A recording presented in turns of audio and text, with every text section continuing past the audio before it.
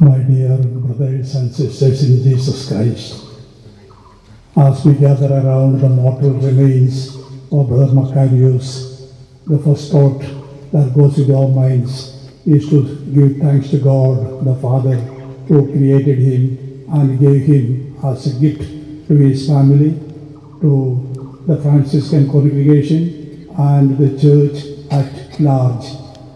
He was a blessing for different people in different ways.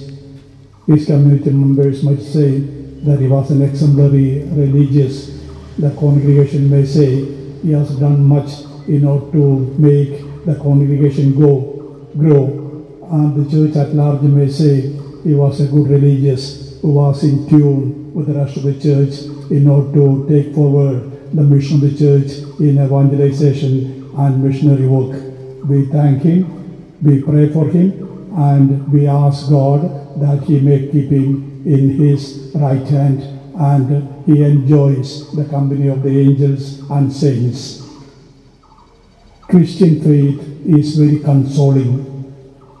It gives us hope which extends even beyond death. It tells us that death is not an irreversible separation but a short farewell. We hope to meet the one who we loved and one who died in a much better place, in a state of pure love, where we need not live by the we need not hide the hypocrisy under which we are quite often living. Some mystics say that death is making love with God. It is a consummation after a lifetime of flirtation, encounters, meeting in the dark, of constant yearning and longing, and a sense of loneliness that does make one insane for union with God. Death is much more than a body's disintegration. It is a complete transformation into what it should be. Life is a love story with its ups and downs like any other love story, but always going in the direction of God, with the death being the wedding of love between God and oneself after a lifetime of betrothal. We often think of the shortness of life and the reality of death as tragedies. We lament death as the person we loved is no more with us physically. But death should be a celebration. All the shackles that life has chained us with have been loosened, and one can return to the source of life, God Himself. Kahil Gibran says, life and death is one reality. The mystery of death is hidden in the heart of life.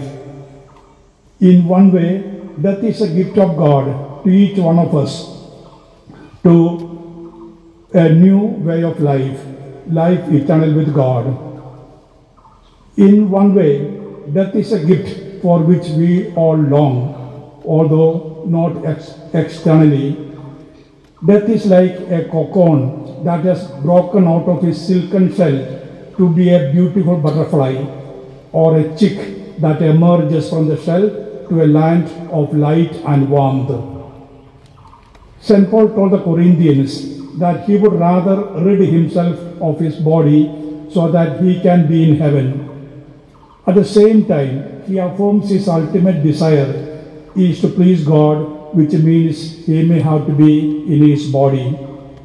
And he surrenders himself to the will of God. The time in the train was spent in meditation.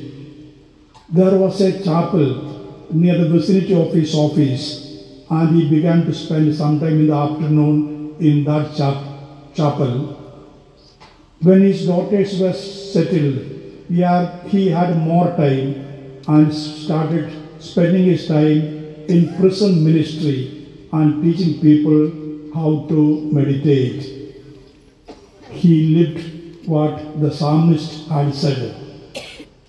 Help us remember the shortness of our life, and we shall learn wisdom of heart. Wisdom is not cleverness, but grasping the essentials of life, putting first things first, putting God first in one's life.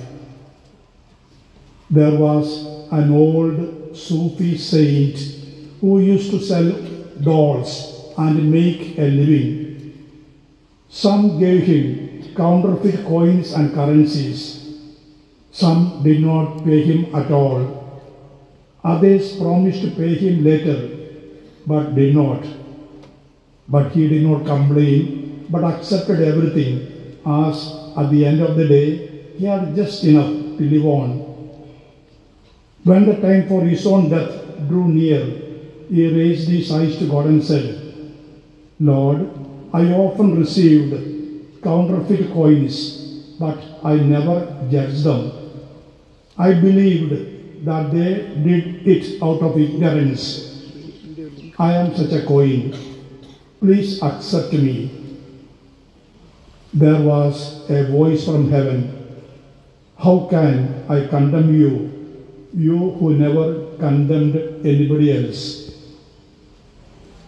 Today we pray that God may not condemn Brother Macarius, but rather glorify him in his presence and embrace him with his love. We pray that we may be given the grace to think more seriously about our own lives and make necessary changes, that we are always ready to meet the Lord. May the Lord bless us all.